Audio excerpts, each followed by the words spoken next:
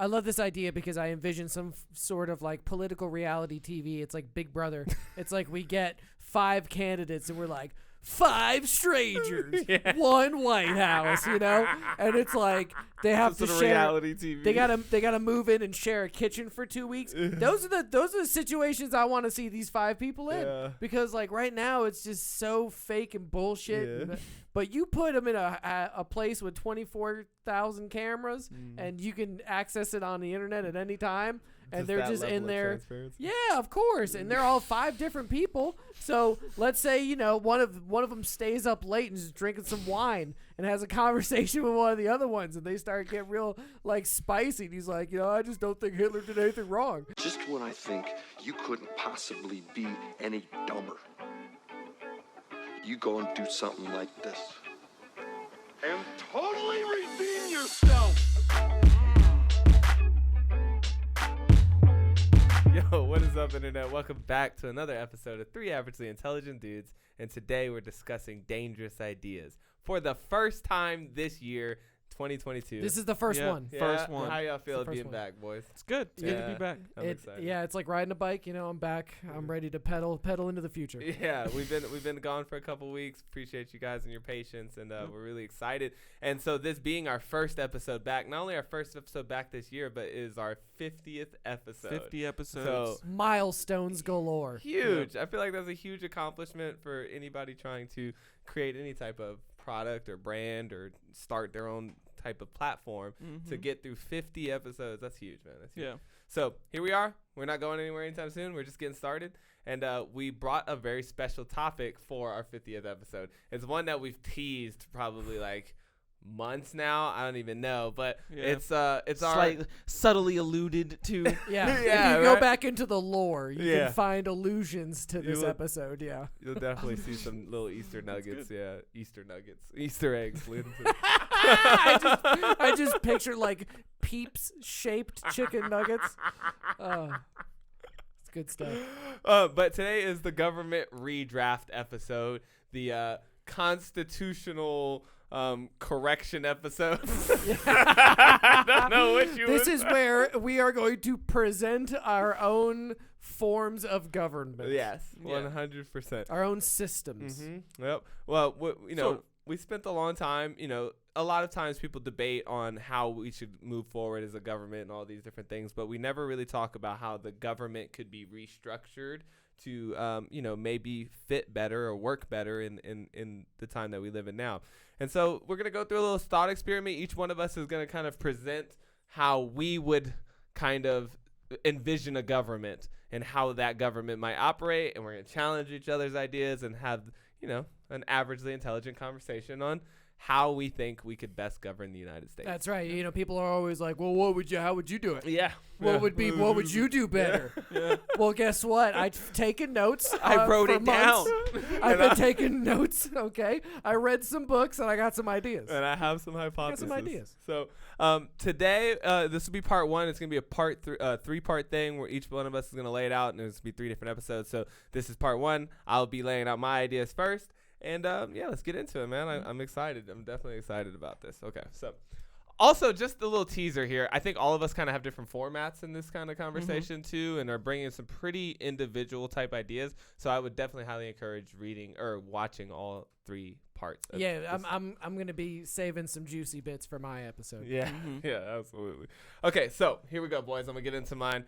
Start the clock. I don't know how long we have to lay out our ideas, but here I go. I'm gonna lay out my stuff. I have put on my examining goggles. I am ready to look at your idea and All right. scrutinize it. So when I got to thinking about this conversation, I started realizing that I don't really care about the way the government's structured. Really, I like it. It makes sense to me. It seems to be working in an overall manner in the sense of like having 3 branches of government and like, how many delegates and all these things with some tweaks and changes that I thought, right? And so my biggest main hypothesis here is actually 2 of Oh them. my goodness, the ringer's on, dog. Okay, so as I sat down and I started thinking about this idea of like the government and everything, I really only had 2 main hypotheses, right? One of them being that it's out of date. I just, in the world that we live in and with technology and everything is always constantly evolving and changing, how are we still able to operate on a government that was established, 200 some odd years ago, 300, almost 300 years at this point. So it's like, it just seems a way slacking. I get that there's a system for like amendment, but it just doesn't seem to keep it up fast enough. So I would like to see a more updated version of the government. So I'm calling this, democracy 2.0. I like how you talk about like, yeah, there's room for amendment, but like it's so old that you can't even erase what they wrote and change it because it was written in ink with a quill and a feather on a piece of fucking parchment, tree. not even paper. You know what I'm saying? Like it's not even they call it a living document. You can't even make edits to it. Yeah, it's really like it's not. You know what I'm saying? Really like you can say like it could be amended, but you're amending a scrap of leather instead of an Excel spreadsheet. Right. And we're in the 21st like century. it's like, are we still amending the BlackBerry? Yeah. Nobody's amending a Nokia 790. You know what I mean? Yeah. We moved on to the iPhone, Like, great. But maybe it's like out of like reverence for it's not really, I don't know, it's more like a amendment in essence. Like you can't just like, it's only so big of a piece of parchment. You can't rewrite on top of it. Facts. But I think it's past needing a little updating and it needs an overhaul. Yeah. Like I said, I'm calling it democracy 2.0. Like a big scale amendment, because essentially it's the same government we have now with some updates. Like we moved into Web 3.0 and like other things that have like constant updates. I wanted to make it seem more. Yeah. We're already 5G government. It's 5G. I was about to say we're already up to 5Gs. Yes, it's 5G that's government. a lot of Gs. So that's my first supposition. You keep using words. You used hypothesis, now supposition. You know me, I like to throw out the random big words. I like to challenge my vocabulary. It's not like I'm saying I know this. I like to challenge myself to force words that I wouldn't normally use. Anyways, so my second hypothesis is the idea that we need to bring more direct influence to the people in government. When I looked at it and I said, what is my problem with it? It's that I feel so far detached from it. Like I know that I'm supposed to have a say. And that's like, what it, like I have a say, but I don't really feel like I do. I don't, feel like I actually interact with my government in any real consequential way. So I tried to bring in some improvements that I think that are improvements to make these two things happen. All right. I'm going to break them down in specific topics that I addressed in these like sort of hypotheses. First of all, let's talk about the number one function of a government that we all know. Taxes, right? You got to put in on this. It's a government. The government's whole, it's like a group that says we're all going to take care of our common interests. And so you got to pay for that in some way. And I definitely, there are taxes in my system, right? We definitely got to pay. But right now, I just don't like the amount of loopholes, the amount of quickety quack lip flaps and back doors and trap doors and every other which ways that you can to like finagle the system.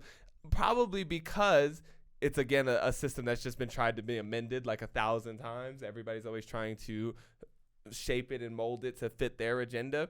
And really, it's just like morphed into this like abominable creature. Yeah, it's such a strange concept that if you want to file your taxes, you got to go to, most people go to, okay, you don't have to. Most people go to a private company to like go and like do it for them and to give them like a satisfaction guaranteed. Yeah. Such a strange concept. You can't like, can you just go to the IRS website and just file your taxes? You can, yeah. How many people do that?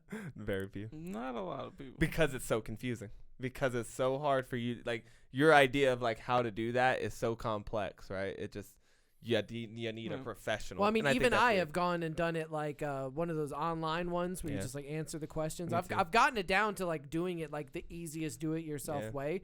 And still, like, how many more are like such a smaller number of people actually go to the IRS website and just do it the old-fashioned way. It's just hard. It's like trying to go to court and represent yourself. You know what I mean? It's just like no lawyer or nothing. It's just raw dog. You don't know because they have so many. There's no easy pathway in. The pathway is you go to the H&R Block, you pay them some percentage, and they give you a satisfaction guaranteed seal of approval. Exactly. That's dumb. So in my program, I have a flat tax. Now, I realize that this is not revolutionary. I'm not the first person to surmise a flat tax. And I did look up the benefits and the negatives of a progressive tax versus a flat tax. So I understand that if I were to implement a flat tax, that it would be a heavier burden on the lower income population, right? So if you're paying, in my system, it's a general flat tax. There's only one tax, and it is a all-encompassing flat tax on all income that you earn. Doesn't matter what way you earn it, anything like that. Like, let's call it a total net worth tax. You know, like whether it be dividends, whether you're making money from working income, it does not matter. We're going to look at the total amount of income that you've made, and you're going to pay 10% or 7% or whatever we deem is the right percentage. That's it. There's no inheritance tax. There's no sales tax. There's no tax for the taxes, none of that. It's like every person on what you've earned will pay back to the system X amount, and then that's it. Boom. If I don't know if like this a tithe. It's like a tithe. It's like a membership fee. Yeah. You know, it's like, yo, you want to be a part of the you don't really want to be a part of it. You are a part of the United States government. We're going to afford you certain things. You got to put in on this. But guess what? Doesn't matter how rich you get, how poor you get, what you're doing out here. You're always going to be able to look left to right to the guy next to you and say, hey, we're in this together. We're both doing our equal share, percentage-wise, right? Percentage-wise. Now, yes, it's a burden on the low income, but this was great, right? There's no loophole for the higher income to finagle and get out of, right? So now instead of the incentive being pushed to the upper top tier where they're incentivized to wiggle around the system because their tax burden's too great, right? Mm-hmm. Now it's more so you're incentivized on the lower end to get up higher than that requirement, right? Mm-hmm. It almost incentivizes you to not do the bare minimum because you have to kind of offset your 7% tax that you're going to have to pay. And so, you know, it kind of encourages you to be like, damn, you know, like this is a lot of my money's going to taxes. I should make more money, right? Rather than being like, damn, I make a lot of money and they're trying to take most of it. I'm going to try and find some way to slip around it. Which I just want to jump in and kind of, why no sales tax? Yeah.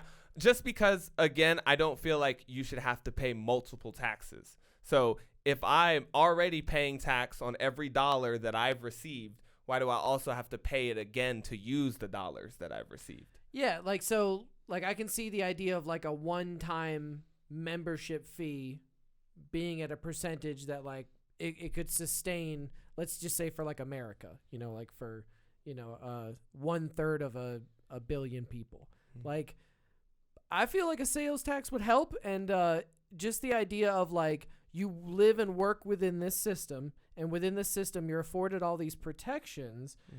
So every time there's a transaction, we get one tiny little value bean, and one little tiny value bean per transaction in the American, you know, 1/3 of a billion would be a pretty sizable chunk of what you could revenue. Put back in. Well, you're putting it back into the company essentially. America being the company, right? So, you know, I mean, it just depends on how much money this company, America, is planning on spending.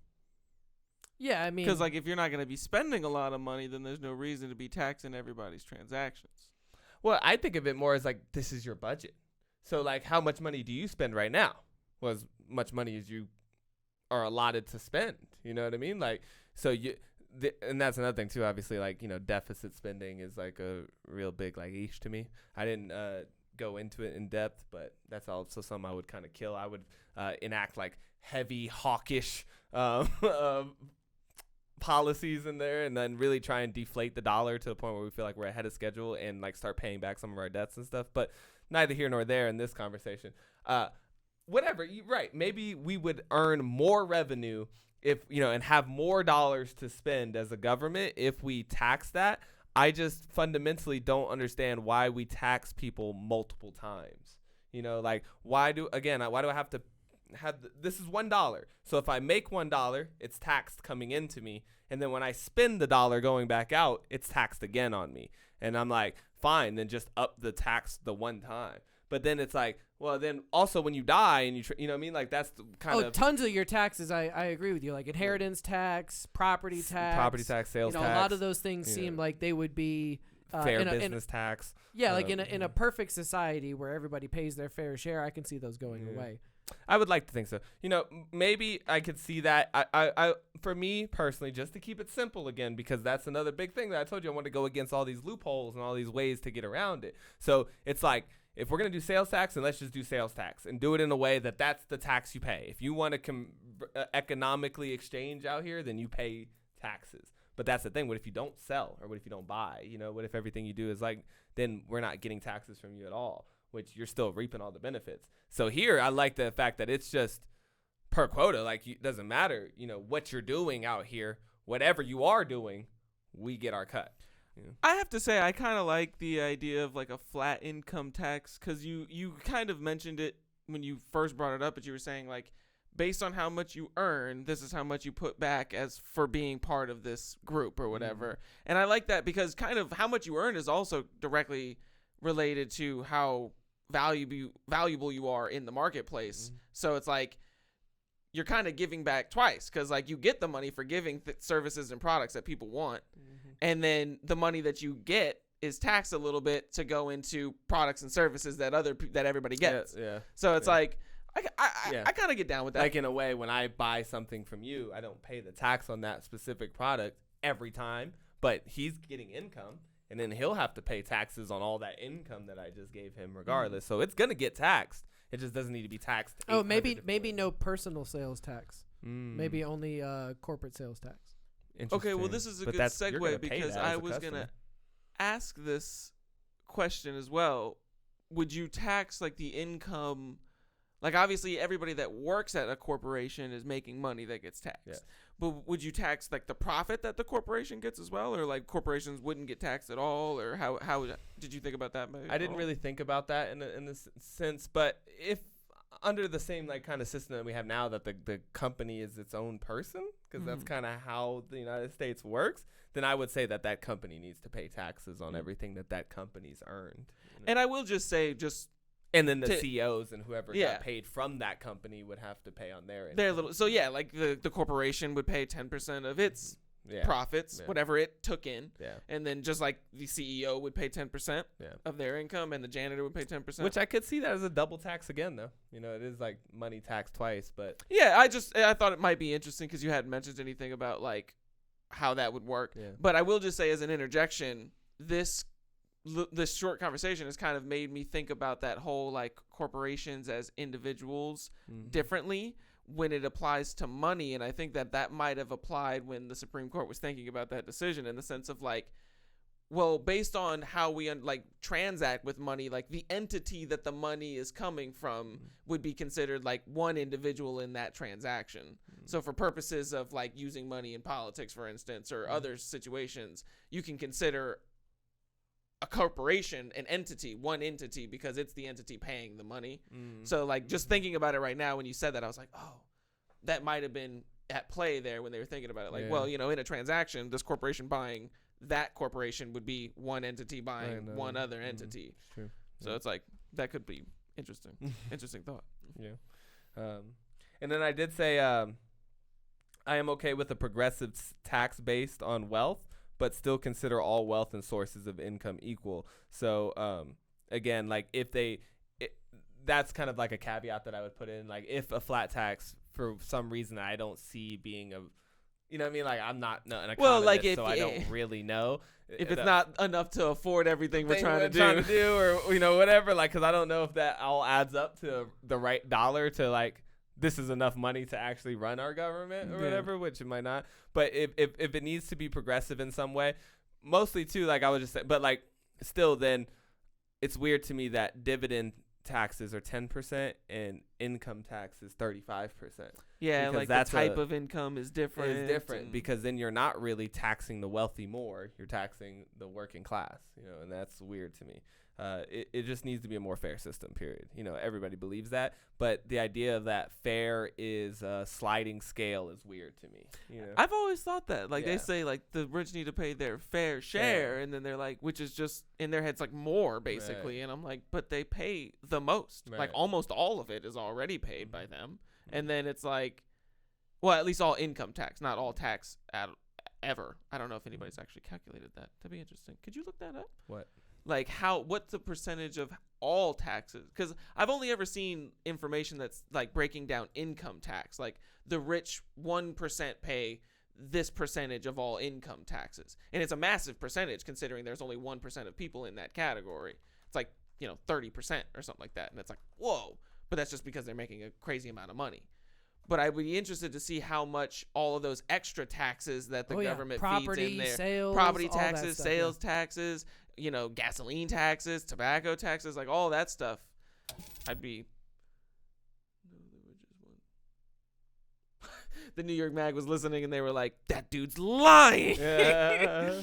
They do not pay 40% of the taxes. Maybe that might be it. The bottom 90% pay 28.6. I mean, yeah.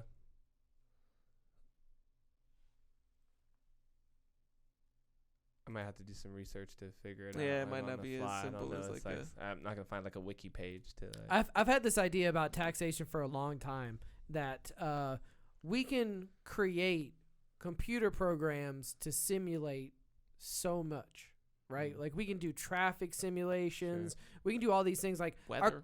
Our computing power has advanced drastically, and it keeps getting more and more powerful.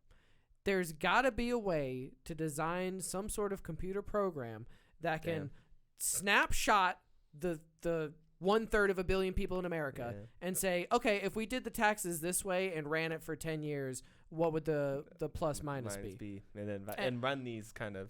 But this is the interesting thing, though, because when certain things have been tried, I won't say what they are now, but when certain things have been tried in the past, every time they've been tried, the amount of tax revenue that the government received went up. But people don't like doing it because it seems like it's politically motivated, which is cutting taxes. And now you can say like, oh, well, when they cut taxes, it was just for rich people or whatever. But if they cut taxes for rich people and then the revenue, the amount of money that the government takes in from taxes goes up, I don't see how that being a negative thing. I wonder how that adds up. They hypothesize that it's an incentive base. I think I was trying to explain it to you the other day off camera. Like it's like the idea is that if you make the tax at a high enough rate to where rich people get triggered into wanting to avoid it, they'll figure out a way to avoid most of it because now they're actively seeking ways to avoid it. Whereas if you make it a low enough number that they're not bothered by how much it is, they'll end up paying that much, and that the difference could be not much. So if somebody's like, if they tax me 15% on all the stuff, for example, I'll pay whatever, don't even care. But if they're going to tax me 25%, I'll get out of 15%. And so now you're paying less than they actually would have in the first place.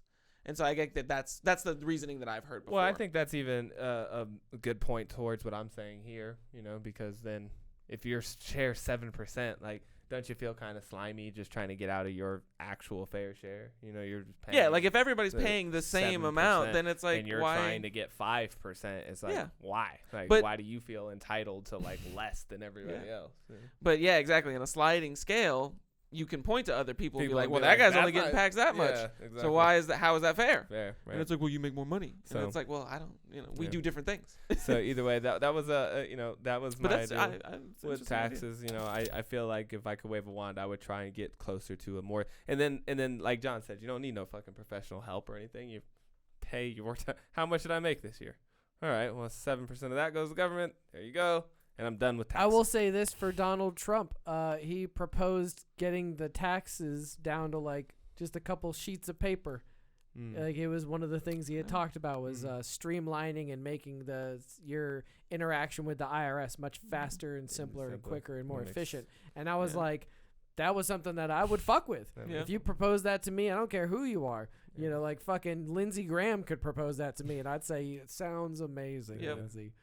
Yeah, because that is a good idea. Like he talked about, if Trump had done all the things that he said he was going to do in that streamlining the government vein, I'd be such a Trump fan. You don't even know, but he didn't do it. Man, if we had that big beautiful wall, I would almost say that. No, that's not what I was talking about. I was talking about like the more libertarian minded stuff. But I would almost say that's why we had to set up this thought conversation, because the idea that you can actually go in and change something about the system it's kind of in this weird gridlocky type. There's only so much you can do. Yeah, there's nothing you can really get done out here, which I'm gonna talk about here in a second. So, Here's probably the second biggest part of my whole tenet here, which is how elections are done, which seems to be a hot point of debate for most people in the way that our government runs. And one place that I see is very inefficient, and also where I plan to attack these two hypotheses that I have the best, right? In a sense, like, this is a place where we need more technology development, right?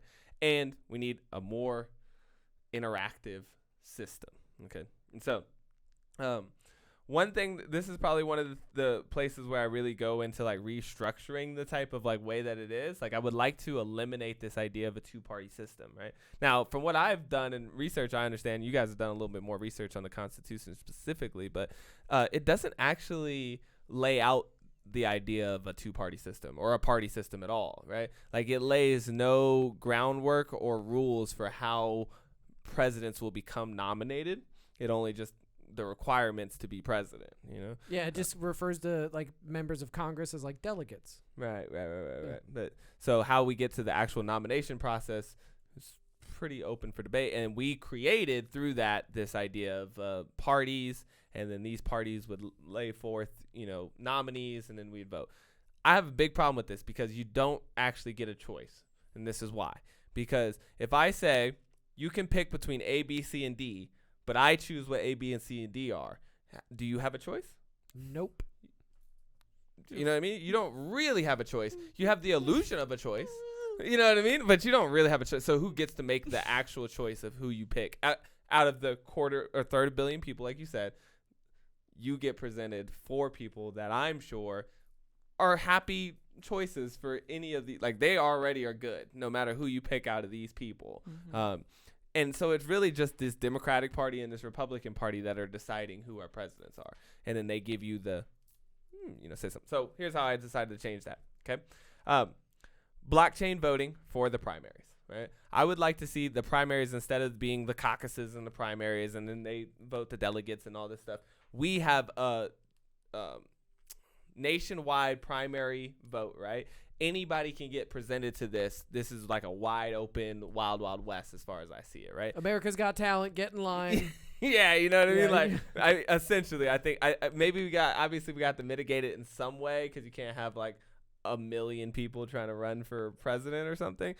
Well, you have to also follow the, like, because I guess I was going to say even the things that they lay out in the Constitution, like 90% of us qualify. But fine. There's some qualifying factors for how many people. I don't really know. I didn't think that out. But you have a blockchain voting system, right? I like that, yeah. It's like everybody sees these 30 names, right? And you get to decide who you want to vote into the top 5, right? And so it's everybody casts 1 vote for a guy, right? And then this equates to 5 candidates. These top 5 candidates, whoever are the 5 people out of this pool that generate the most populous votes, because it's directly from the people, they get to go into the top 5. Now, when you move into the top 5, this is my version of a general election, right? And so these top 5 are no longer associated with it. They were never associated with any party. It doesn't matter, because, again, it's not like a party's needed here. It's you need to get a majority vote here. We got to talk about this a little bit, because it skews it skews the power dynamics greatly. And like what we got to think about is just how we talked about when they built the Constitution. They didn't understand how we would go about the nomination process. So it's like there's ways that this system that I'm presenting could get finagled that I'm not seeing, and I would love to hear what y'all think about it. But so these 5 candidates, they move on to the general election, and the general election here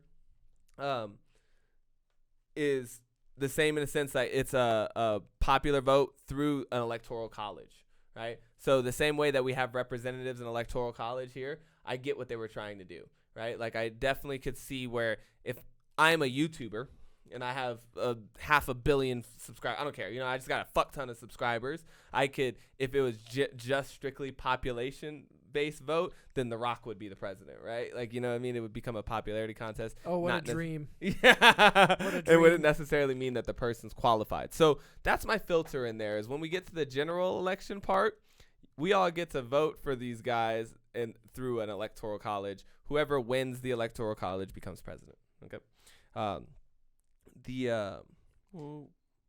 Whenever you make it into the top 5, right, in the general election, you're no longer allowed to receive funding from any other source besides taxes.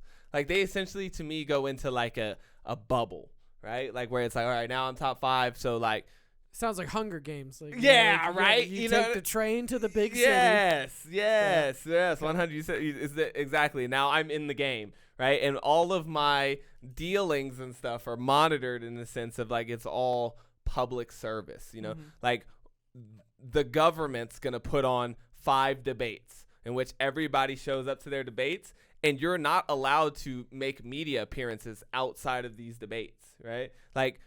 Everybody's going to get a level playing field, essentially, in the sense of like how much media you're presented with and how many dollars you have to spend for your strategy. Now, I thought about this, and it's like, okay, well, Corporation A could still fund their own campaign for you.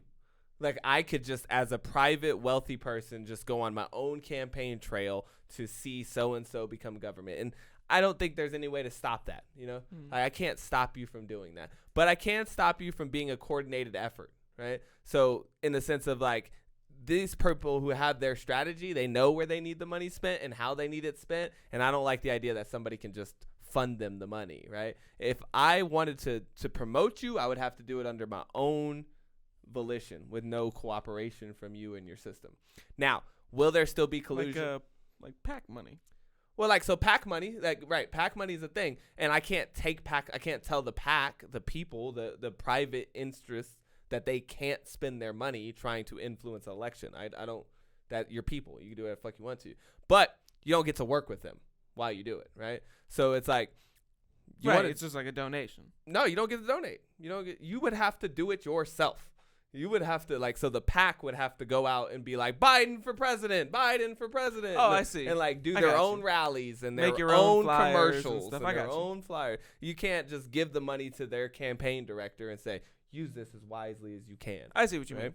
Because I'm just trying to keep the interests separate. Right. Because, like I said, I can't stop you from promoting what you want to promote, but I can stop them from engaging with you and working and colluding with you. Will collusion still happen? Yes. Right? There will still be backdoor deals where they're like, all right, this is what we need you to do. We need you to run this campaign on this backside. But the difference is that's now punishable, though. So there's risk. If we catch you doing that, if we catch you colluding with PACs, if we catch you, passing information. If the emails get leaked. Get leaked and all that stuff, then you could be disbarred. Candidate number 5 has been disqualified from the election for, breaking the rules of the election, and you're out. And so there's at least there's at least a risk to that playing that game now. Whereas right now there's no risk. That is the game. Who can raise the most money? Right. I love this idea because I envision some sort of like political reality TV. It's like Big Brother. It's like we get 5 candidates and we're like 5 strangers, 1 White House, and it's like they have to share reality TV. They gotta move in and share a kitchen for 2 weeks. Those are the situations I want to see these 5 people in, because like right now it's just so fake and bullshit. But you put them in a place with 24,000 cameras and you can access it on the internet at any time. And they're just in there.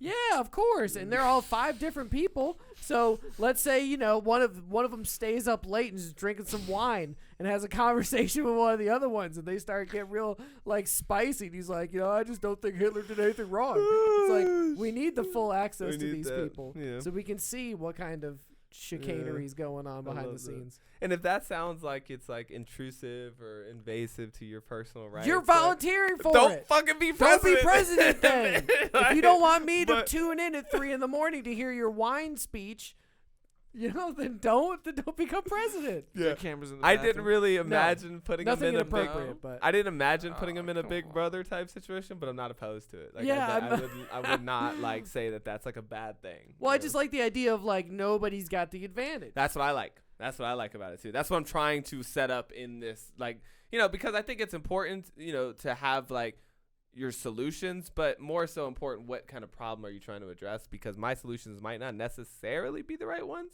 but I definitely think I'm onto something in the sense of where the problem lies. So yeah, no collusion. That's punishable. And my problem is right now though too, right now it's like those 2 candidates that go up in the general election are the I guess what I'm trying to say is that's where they have to do the swing states and the like battlegrounds and have the strategy to beat the electoral college, and this is where you can lose the populist vote but still gain and win in the, because there's this whole strategy that goes in. I see the stratagem being shifted from this 2-party thing down to the now how do I become those top 5, because again I don't really know, like, what if McDonald's wants a president, you know, like, and they do, right, and they do, and they could go on a nationwide campaign before you enter that top 5 where you're actually like under these regulations. You could still fund a multi-mega $1 million campaign. But at least what I saw it as was, you know, at least there's 5 positions, so that power gets spread a little bit, right? It's going to be hard for you to put up all 5, you know, because the people are going to like somebody too, and there's just more room for somebody else to wiggle in besides just these 2 guys or whatever, or gals.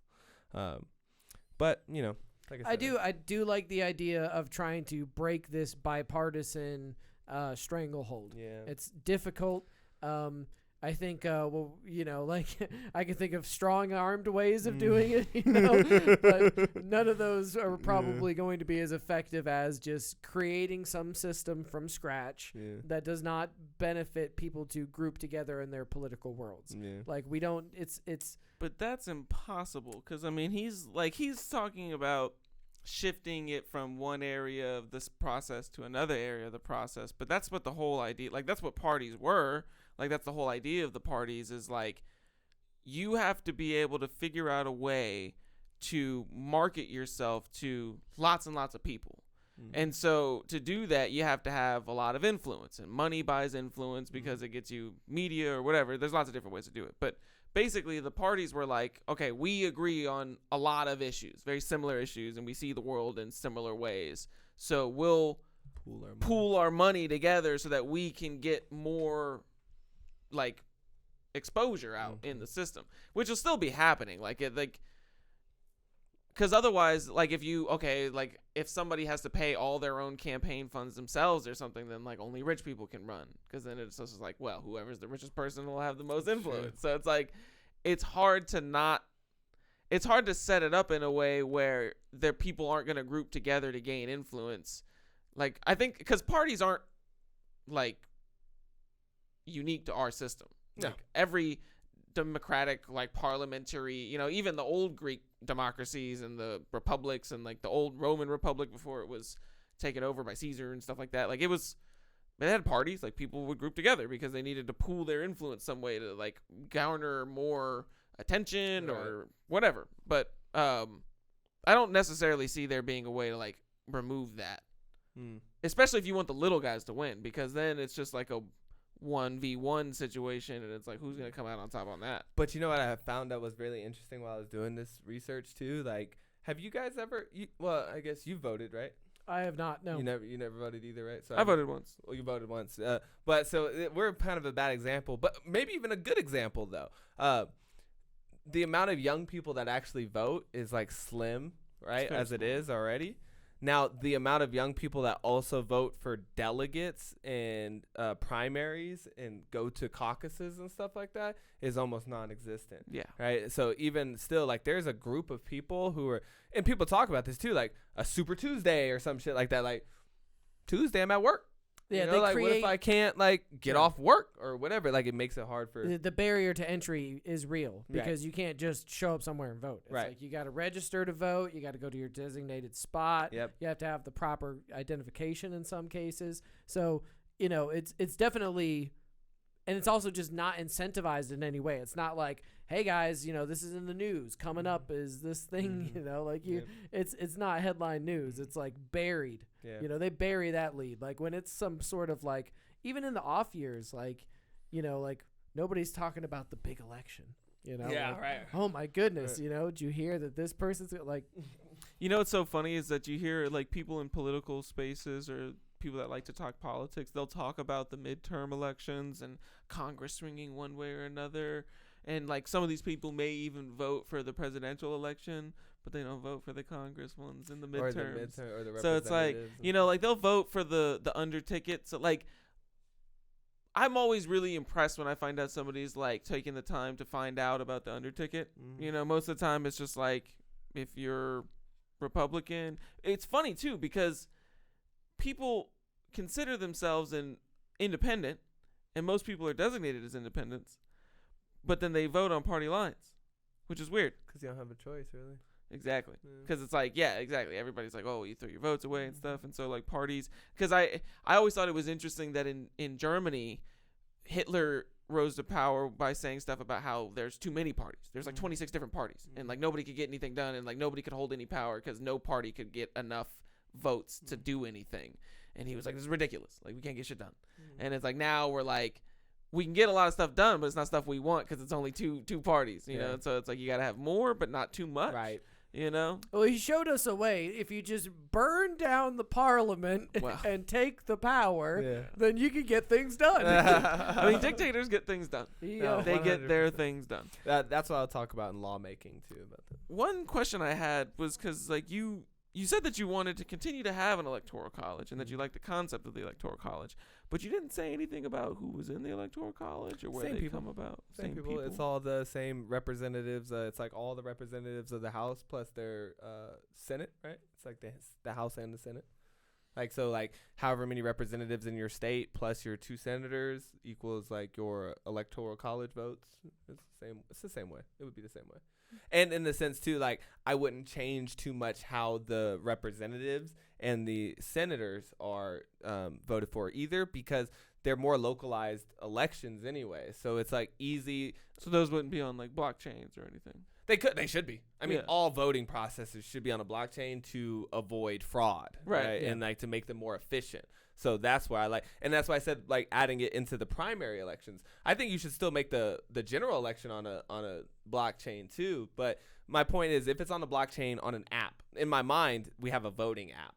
There's an app that every United States citizen registers, like you register to vote. When you register to vote, you register in this app. It's connected to your wallet, your blockchain wallet, whatever blockchain we decide to use. I don't know, but it's in your wallet. So you have a unique identifier, like a chip, a token that's only yours, and it's registered to your app and all this stuff. And I'm sure, you know, I mean, I don't imagine somebody's just going to hoard thousands of cell phones, but I'm sure there'll be some, like, you have to, you know, interact with cell phones, you can just say cell phones that are on, like, linked up to a phone plan because you have to give your contact information. So it will be linked to you in like your identity. Is your app, right? You know, like maybe you got to use your social security number to log in, or you could just use it like they do regular blockchain stuff like Bitcoin. Like it could be anonymous, really. But right. It doesn't really. It's just, matter. but like unless you have the password to so like don't give anybody your fucking voting password because then they'll be having your vote. Exactly. We'll issue every voting citizen who registers with a Huawei a Huawei phone preloaded with Facebook with their metaverse blockchain voting token. Yeah, careful. But I did want to ask then, if it's all done like electronically, what about people who abstain from electronics? So then they're out. Also, too, yeah, they're actually dying. You forfeit your representation in the government. They without, actually just die. Yeah.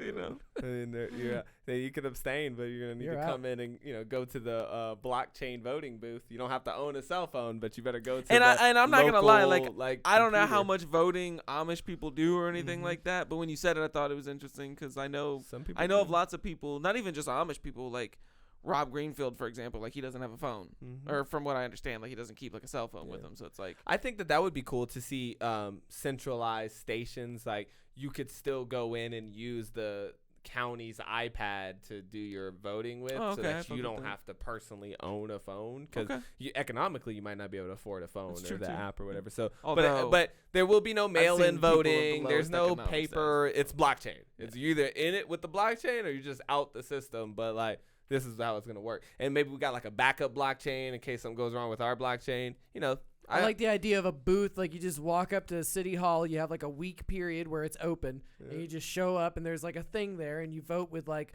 I don't know, like my thumbprint is like a unique identifier. So You know, like, okay, like, I'll just... That's good. Lots of phones have biometrics. You could just do it by biometrics You now. could do it like that, too. Whatever I just the don't like unique burden. identifier is, I just like being able to come up and being like, okay, like, I'm only off Tuesdays and Thursdays at midnight. I can still come by to the and little just vote booth whenever. and just scan my little open thing. 24 hours a day. Yeah, that's kind of cool. That's kind of cool. It's better. It's better. But still, like I said, I noticed that was the burden. You know, it was just like I said, to vote on a delegate or in a caucus and stuff, like, you got to be down there. You got to go down to the town hall. You got to stand in line. You got to, cast your vote. It could take you all afternoon. I think I tried to really got to care. I think I tried to vote once, and I got there, and they were like, "Oh, you're supposed to be at this other location." Yeah. And I was like, "Yeah, this is not your county's location." How much more would you vote if you could just do it from your couch? Yeah, of course. You know. Oh yeah. Like, that's why mail-in balloting. Like, it was funny, the arguments. Like, I could see what some of the people on the left were saying about some of the right's arguments about mail-in balloting, because they were like, "Oh well, if you don't have like a lower, like it just makes it easier. Like, if you have the ballot there and you don't have to go anywhere, then it makes it super easy. And like, it will get a lot more people to vote. And statistically speaking, lower voter turnout leads to more Republican election wins. So it's like, I would reframe that as when you lower the barrier to entry for voting, more young people vote. Yep. Young people skew heavily Democrat. Yeah. Yep. So it's like, the more people the easier you make it to vote, the more likely a Democrat candidate wins, which is or why McDonald's candidate. Well, okay, or I a agree. candidate C. I'm just, I agree to an extent that, like, you're opening it up to more. Kanye West would have became president. Yeah, Probably. Because without having to jump through the party hoops and Probably. stuff, he would have been able to get in and not have to. Probably. you know. But that's why I think it's. And if that's they can, what's and if all the interesting. Kanye fans can vote for their phone. But that's what's interesting. That's why I threw the electoral college in there, right? Because that's where they threw it in there. That's why the Big Brother thing exists, because we're gonna have another round of voting after 2 weeks in the White House. but like, you might get through with your 50 million people that fuck with you, right? But like I said, I agree that's a with good what they say. idea. Like, people are also That's a dumb, good idea. and some people don't pay attention to the process, and so having these little filters, helps. So you're still gonna have to, win 51% of The state, West Virginia as Kanye West, and that's gonna be tough, So they're still gonna make that like balance of like, you can't just sway because you got the most motherfuckers out here fucking with you. I feel that. Yeah. So that's in the voter app is gonna come back around here in a second. Okay. Oh, Yeah. foreshadowing. Yeah, foreshadowing, right? We're going to be using that and interacting with that a lot more. Next, I wanted to approach the military. These are all things that I just think that the federal government does, because I didn't really go into states' governments and like how the state government ran, mostly because I don't care. That's the thing about this too. It's like, how many of us want to leave the United States? Very few of us. But what's the difference in living in Oklahoma versus Texas, or going from Texas to California? Like, moving from state to state, it's a burden, and you might not want to live in a different state. I get that, but it's feasible. Whereas, like, I was just leaving saying, the United States is not feasible. So I don't really care how y'all structure y'all's little minor governments and what those governments do. I'm more concerned with this big overarching government and how much that government gets to influence your life when it has no direct correlation to your life. Yeah, I like the line in the sand. Yeah. Like the federal government is like a line in the sand. Right. Okay, like, no slaves. Yeah. Like, yeah, right. And then the state government. I don't care what state you live in. Yeah. No more slaves. But then the states get to fucking play around anywhere they want to on that other side of that boundary, along that spectrum. Right. It would keep us all in a cohesive unit. And then there's things that, like I said, I feel like the federal government, where there's things that we need that level of cooperation for, but there's a lot of things that we don't need that level of cooperation for. So it's like, whatever. Military being one of them. I think it'd be hard to defend ourselves with 52 small militias. So we're going to need a military of some sort. But our military mindset is what I would like to go against here. Right? It's our military mindset. Like, right now, I feel like we have a too much offensive thinking mindset. We've been called the world police. A lot of this is like, what I said was, I don't like the idea that the United States of America has foreign interests. That is weird to me, because Canada, I look at Canada, they're prospering. They're doing just fine out here. How many foreign interests is Canada protecting? How many foreign interests is Australia protecting? or I mean, they have foreign interests. Sweden. Different types of interests, like economic interests and stuff. Okay, but they just don't back theirs up with the gun. With the guns and all that things. Yeah. And so I think that we can have them. That's why they're so nice. From a diplomatic standpoint, if you want to go and you want to have, talks and conversations and pleads and use economic persuasion to get other governments to do what you want them to do and stuff and cooperate, I get that. But like you said, that idea that we get to just kind of nudge people around because we got the big guns and we're not afraid to also use our guns to influence these things.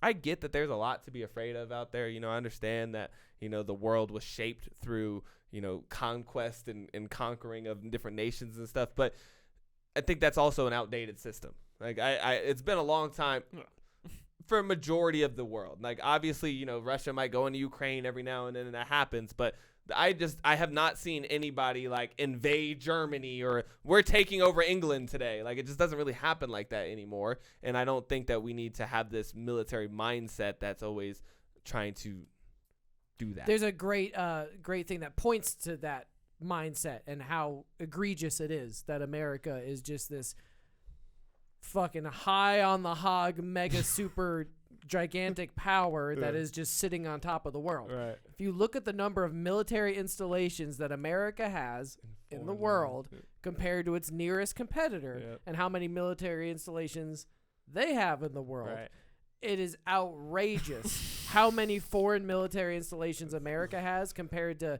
even China. China has less than it's probably 100 and something. America is. I don't have the numbers in front of me, but I know it's ridiculous. We're don't worry, sir. We're pulling up the numbers. Oh no, not that. Those are the wrong numbers. Excuse us while we get the right numbers. 750 bases in at least 80 countries worldwide is the America numbers. That's a lot. 750. I want to see who else has got what. Okay, here we go. The UK, they got 25 bases. Italy has 4. No, those are the number of our bases in their country. We have bases in their country. Yeah. Okay. Number of U.S. countries with the most number of. Okay, no, this is just all us. And we don't have a comparison. Where we're spreading our. Damn, we are heavy up into Japan, dude. We are Japan, Germany. Anybody who's fucked with us in the past, we're deep in their shit. We're right outside of fucking North Korea, waiting. Yeah. Except for Vietnam. Not really all up in Vietnam that much. These are all of them? So Australia here is they got 2. Yep. Canada's got 4. China's got 3. France, they got a gang. Yeah, that can't be right. China's only got 3. China's a foreign base. This is a list of countries with overseas military bases, and then it's proceeding to list out their military bases. Okay. Germany has one in France. 1.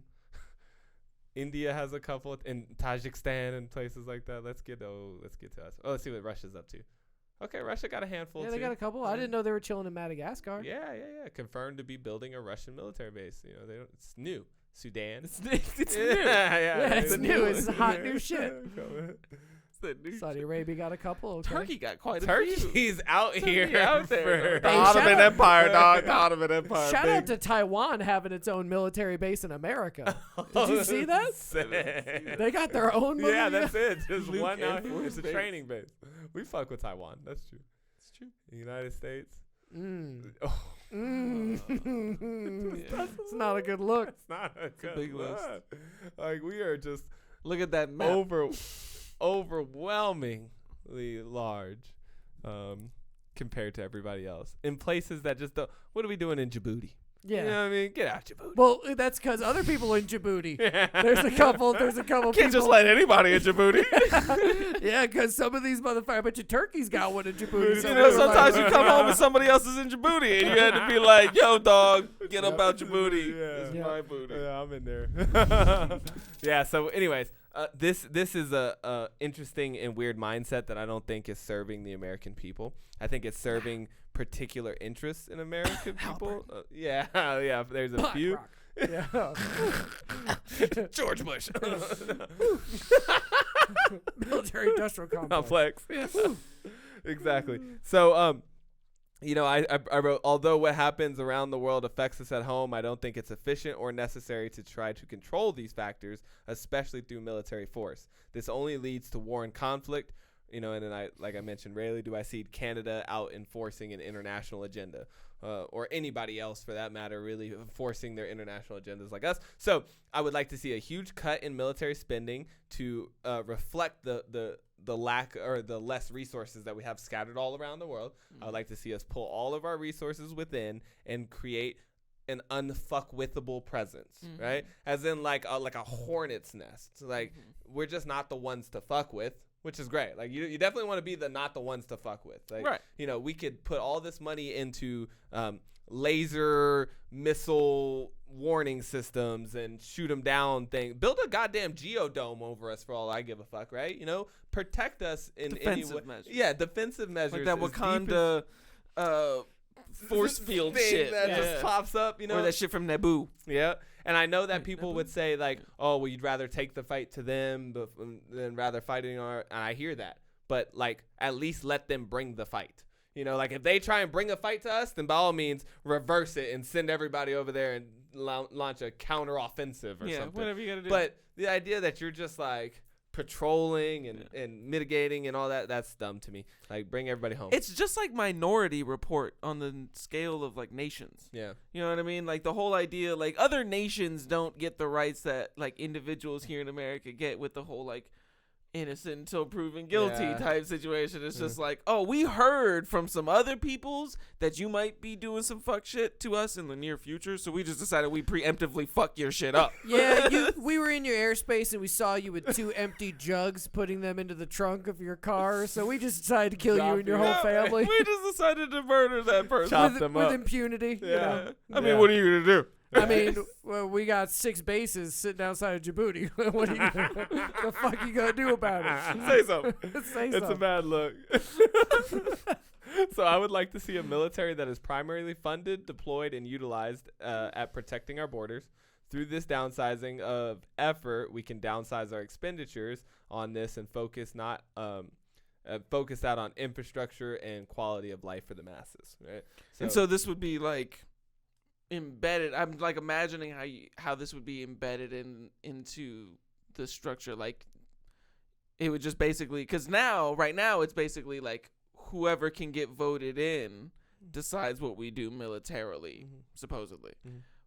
But under yours, it's you could only do so much. Right. So there would just be would these things would doing an offensive thing without being attacked first be considered now a war crime? Well, I guess that already is a war crime. Right. But but now it would actually be enforced as a war crime. Is what you're saying. Yeah. Now there's just more regulations about what the United States military army is allowed to be done under, which doesn't matter who's the right leader. Now you need an act of Congress to declare war on another nation.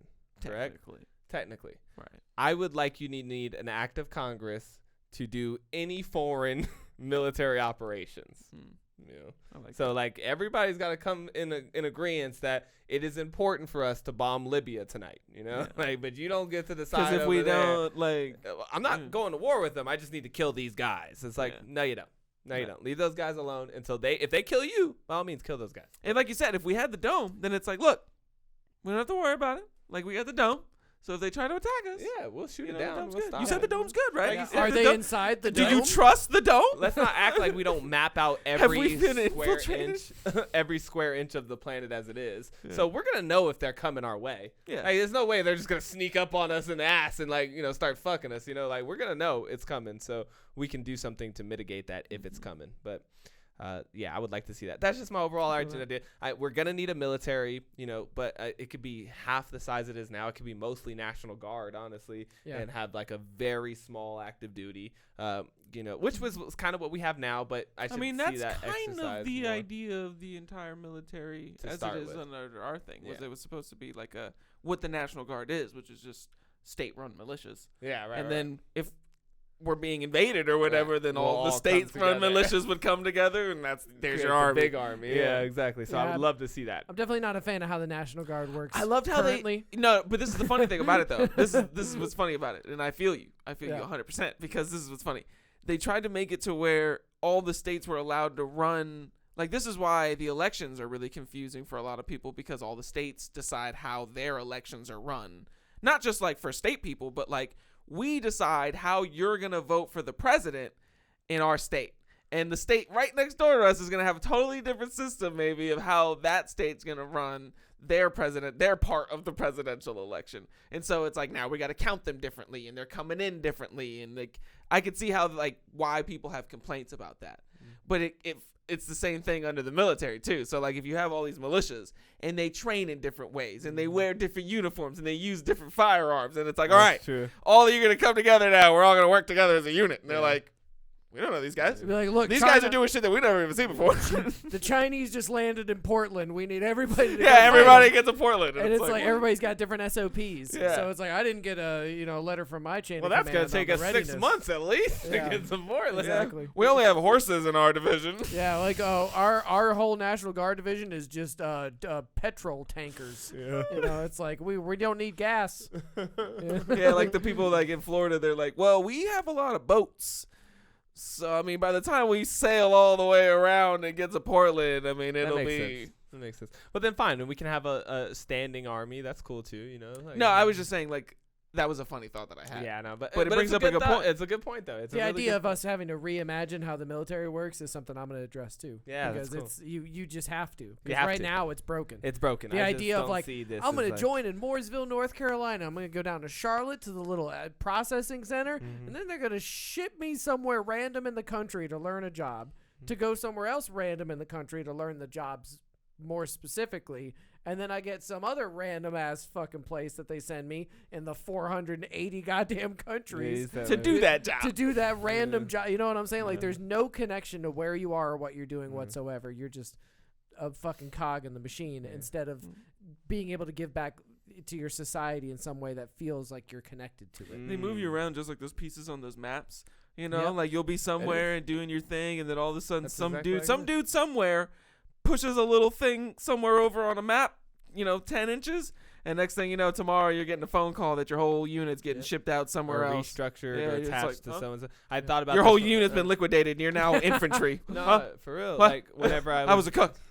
Whenever I was doing research for my paperwork and stuff for the VA, I had to go back and like look at when deployed and what, and it was like so and so was deployed, but then he lost this detachment to go in support of TAID3I infantry over here, and like they're like they do that, they move us around. Like, anyways, it's weird. I got to move on because I got 2 more points and I'm running out of time. But my last point is very slim, so I'm just gonna throw it in there and then we can just chum it up. But this is my last big point: lawmaking. Right? Obviously, this is the whole purpose of the government, so I gotta address like how do laws are they enacted, and how do we work through that as a federal government entity? I feel like this is also a broken system. I get what our founding fathers were trying to do, but right now I think that there's too many steps to getting a law passed and too much bureaucracy in how these laws get passed and working collusion within it's just a weird and all kinds of different laws getting passed at the same time and how they all work together is just kind of funky to me. So I don't know if I really solved this problem well, but I tried to. First is my lawmaking process, right? This is how, and you'll see where I kind of really did. A bill is introduced in a Senate committee as it is right now. So what I thought was we have the Senate, the executive branch, and the House of Representatives. These are the 3 that come together, and the judicial kind of like regulates, you can't do that because it violates the whatever. But they're the review process. So, but you got these 3 guys that got to make the decisions. I'm adding a 4th. So you might think, well, you're bogging down the system even more, and maybe, but I have to be, I have to try some bold new ideas. Yeah, right? I'm trying to lend to my hypothesis. I'm trying to, that we need a say. So right now, the Senate, I would remove the Senate's ability to decide whether or not a law is passed. The Senate's job now, pretty much probably its sole job at this point, given the way I'm structuring this, is to present laws. Right. So if you wanted to have a bill become a law or whatever, you'd have to start by addressing the Senate, and the Senate has their committees. Right now, it can come in from the representatives or the Senate. I would like to see it only happen in the Senate, and the Senate is broken down into different committees. You have, military committee. You have the Senate Intelligence Committee, whatever, like foreign intel or whatever, school funding committee. Economics. Yeah, economics, whatever. They have their committees. They can present a bill. If they committee votes on the bill and decides that it is law worthy, right? Whatever it is, there's 5 people, 7 people, however big their committee is. Normally from there, it would go to the general floor of the Senate. My first stop is back to your voting app. It's going to the people. As soon as they decide, you know what, we want to pitch this as a bill, the committee's in agreement that this is going to be the bill, we pitch it first to the people. And the people get a chance, dude. For the next 72 hours, voting is open on your app on this bill, whether or not you would like to see the Build It Better bill become a thing or not. And you get to just punch in right there, yes or no, right? That majority rule would be a 50 yay or nay.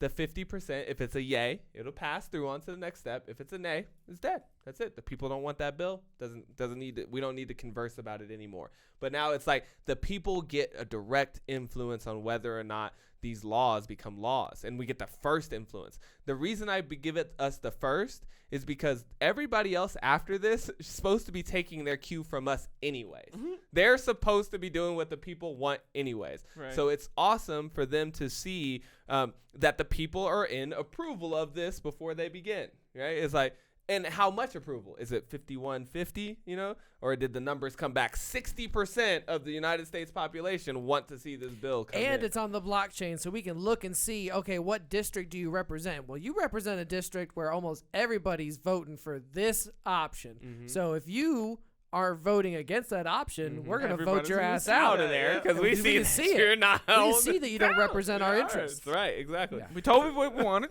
You didn't give it. You saw what we wanted, okay? It wasn't you said no. Yeah. Now there's too much interpretation happening, but now it won't be no more. We decided. We the people decided that this is what we want to see. We told you what to do, goddammit. Yeah. But we the people are also dumb. Right? We can all agree on that we're also stupid people. We need checks and balances. We need checks and balances. We should not just let the people decide. Yeah. So once that's closed, it will move on to the House of Representatives, which, again, is really cool. I picked the House of Representatives because I'm always trying to disperse power, right? It's the Senate. There's only 2 of them for an entire state. That's not equal representation to me, as where like the representatives, I'm sure I can re-break this down completely, which, maybe this guy will give us some tips in that case, but as the way it stands now, I'm like the representatives are a better representation of the country or that area as a whole. So they'll kind of be the ones that decide yes or no. So they will then now will pass the House. You got to get a majority House vote to also pass, and that's the second step. If it does, it'll move on to the president. The president will have the opportunity to veto it or not. If he passes it, it's in law. If he vetoes it, we'll still give it the old kickback to the Senate that the Senate can go through the president because we don't want that one choke of power or that the president can just veto everything that happens, right? So, like, then the Senate gets a choice, so it'll come all the way back around to the Senate if it doesn't make it through the president. If the president signs it, it's a law, and we're in. If a law is deemed to be like unconstitutional or something, that could happen in the Supreme Court, and the Supreme Court could still have a check and balance by saying like, right, this is an illegal or like, and they can strike it down pretty much anywhere in the process. Here's where else I think that I get more efficient, right?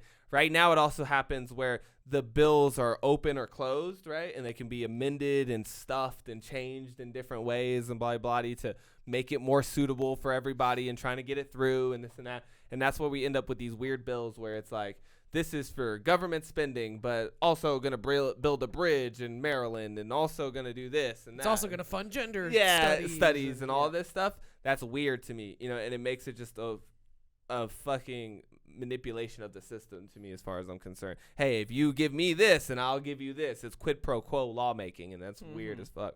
So none of that in this. One thing at a time, please. Yes, one thing at a time, exactly. So here's the rule. It can be amended throughout the process. Obviously not by us because we're not the lawmakers, right? But if we kick it back to the Senate can, make changes or whatever and try and repropose it. But in the House of Representatives, say they come up with a method for, making the law get through the House of Representatives, fine.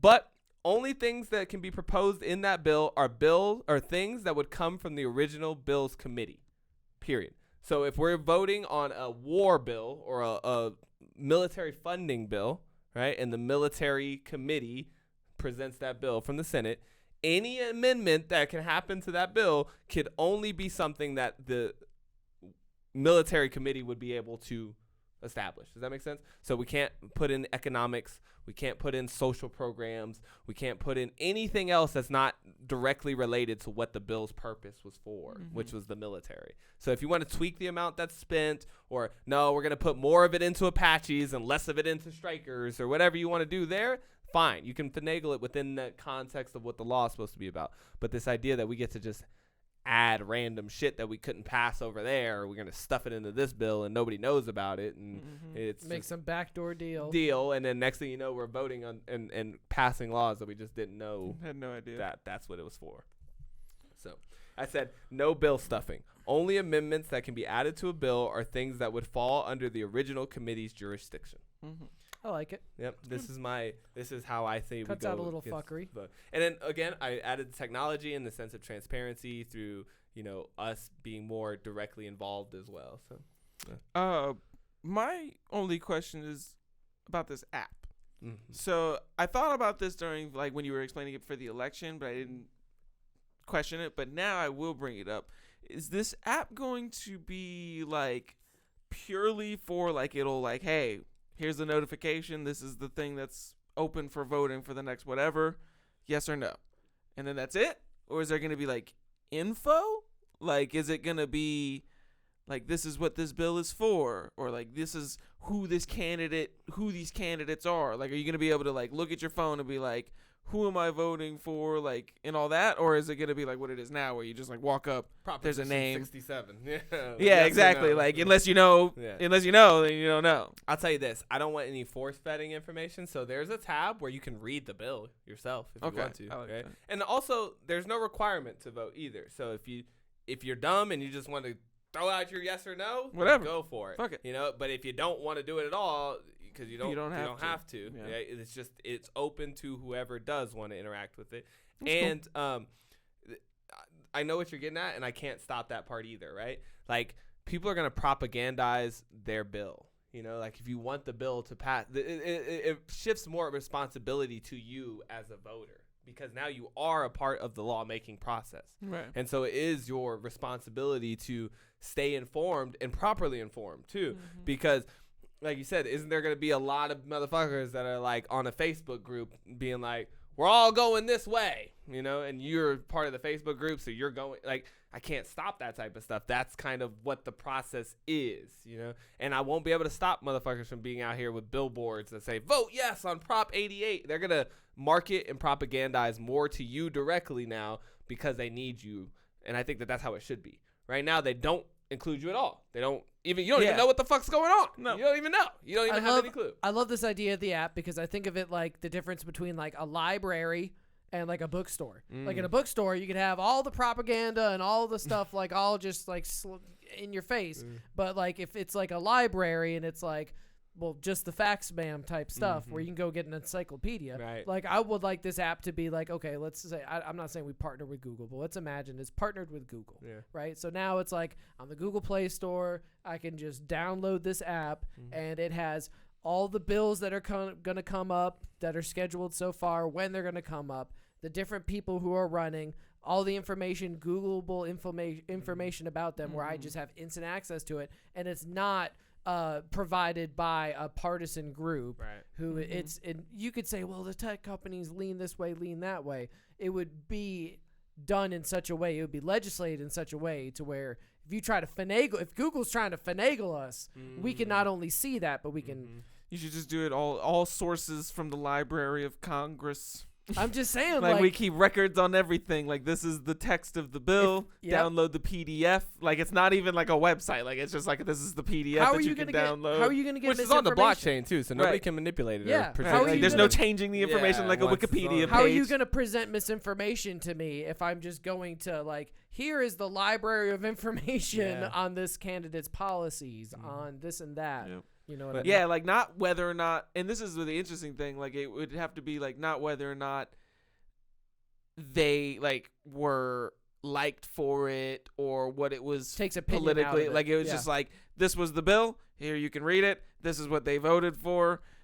You'd make your own decision about how they did that. If that was good, not good, that's up to you. It cuts out the opinion instead of an article being like, Bernie Sanders is a socialist. Right. You should really but people are still going to put those articles Well, then out, that's allowed to be out there, but Yeah. it's not in the app where you vote. It's not in the app where you get your information. Like, if you want a trusted source, that app needs to be that trusted source. Trusted source, 100%. Where it's or neutral. 24/7 voting. It's neutral in that. Correct. Right? Yeah, You can go to the booth and sit in there and shut the door, and it'll just give San you information. Francisco will have problems with homeless people shitting in the booth. Yeah. Shitting in the voting booth. Some people use it as a suicide booth. It'll be rough. Last one I want to approach is social services, like what I think the government should do in the sense of like helping people and all that stuff. My whole episode. Right now we Yep. got like welfare and and love it. all these different shits and Food stuff. stamp, give it to me.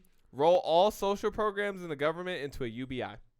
I'd like to see one basic UBI. This is huge right here. I mean, whatever. I think that not only are we all paying in the taxes and stuff like that, and then, you know, in return, we're this is tax returns essentially. Like, you ain't gonna get no tax returns, right? You just get your UBI though, which is like the basic allowance for living.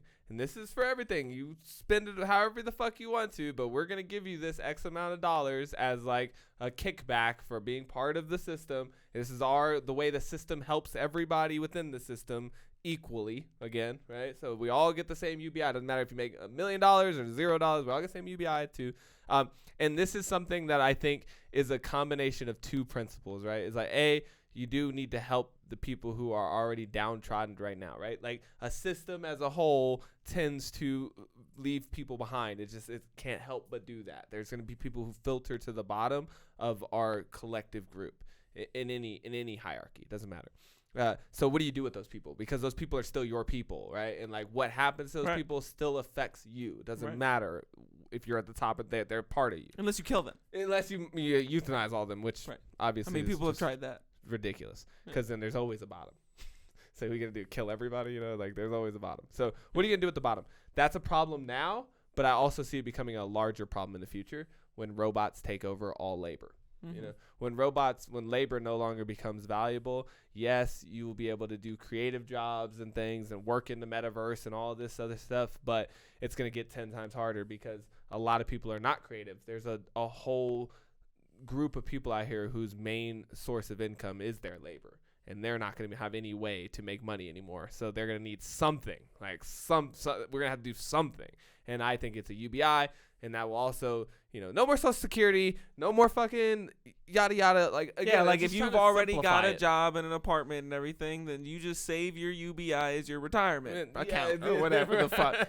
Like if you're homeless and shit and you don't have anywhere to stay, then you can use your UBI to get yourself out of a jam. If you're, you know, you can just live off your UBI. You can do whatever the fuck you want, but it's just, this is how much you're getting. Do with it whatever you want. You can't say we didn't do anything for you or try to help you. You didn't help yourself at that point. Like if you fucking still out here living homeless, which I'm sure a lot of people will and everything, but there's no like, some people won't collect. Nobody's helping me out here. Some people won't collect. It's the difference between, definitely. Some people just leave that money there. But it's the difference between like starting a video game with 0 coins and starting a video game with 500 G. And it's like, I got 500 G. Okay, I can go get a level 1 armor suit. You know, I could maybe upgrade my I can make some moves. I can make some moves. I can make some moves. I can get, you know, God forbid, I got a little emergency health problem or something. I can kick that little UBI. I like that. Hey, can't afford your taxes, you know, kick your UBI right back into your taxes. Right. You're like, good to go, you know. I like that. Shit, that'd be crazy. But, yeah, okay, so that's kind of government as I see it. You know, I'm sure that I didn't address every single problem that the government has. But as far as the federal government and, like, what I see is, like, its inefficiencies and, like, how it could be done better, these are the things that I think. I like your government proposal. There's an app for that. That's it. That's like it. Really. That's I like it. No, Don't like who the president is? There's an app for that. Yeah, you know, there's an app for get that. on the app and change. Just go to the Play Get Store. on the app. Yeah. Bro. And that's funny, too. Like, if somebody US like, Gov. Did you vote? Gov. No, I didn't vote. You didn't vote? Well, you know, my app was messing up. Like, come on, bro. Did you not update your app? You got to update your app, bro. Like, what excuse would you have not to be a bro. part of the Democratic? And then hopefully maybe people take it upon themselves, because now when you do have to cast your vote, you kind of want to be educated on your vote. I would assume. I would hate to have to pull up my app and be like, I have no idea what this is. I'm just guessing. Like let me at least Google this, you know, or something. Or let me at least open the tab that bullet points the bill. Yeah, or the people something, that you know? don't vote wouldn't even download the app. Right. Like they wouldn't even Right. bother with the wouldn't even notifications. Deal with it. Yeah. You just avoid it completely. It'd be the same. Mm-hmm. Although I will say that in this real world, I look at my not voting not as like an apathy thing. I look at it as a defiant refusal to participate in a rigged system. Like Same I'm here. like a conscientious objector. Like I'm conscientiously objecting to participate in this rigged game that you've tried to invite me to play with you. Yeah. And so it's like, I think that I've always felt like that was like a silent protest of a way of like the fact that you can't even get a majority of people in your country that are like legally able to vote.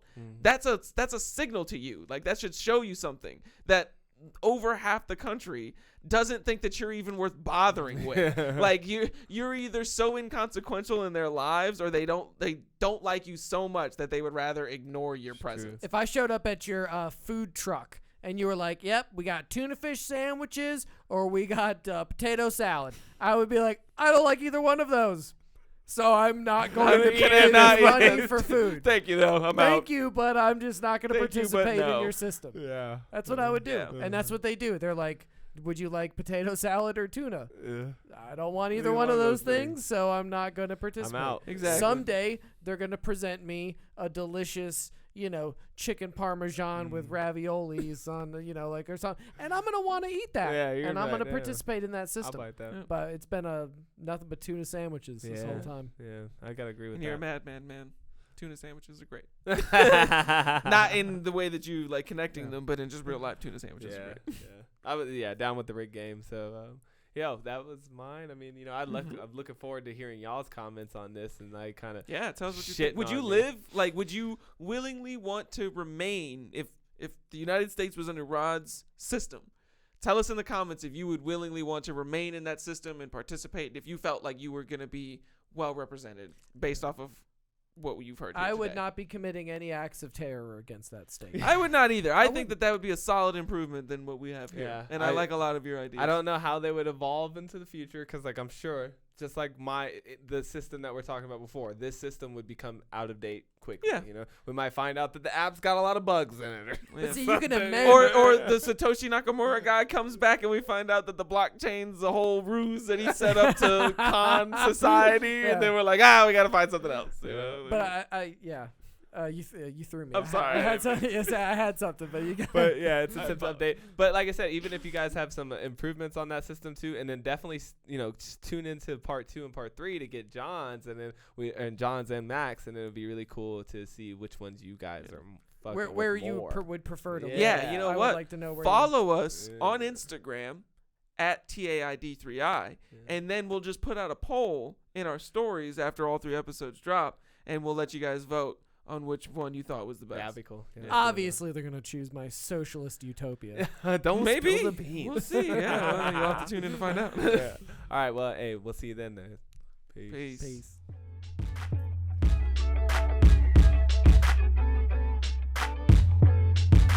Just when I think you couldn't possibly be any dumber, you go and do something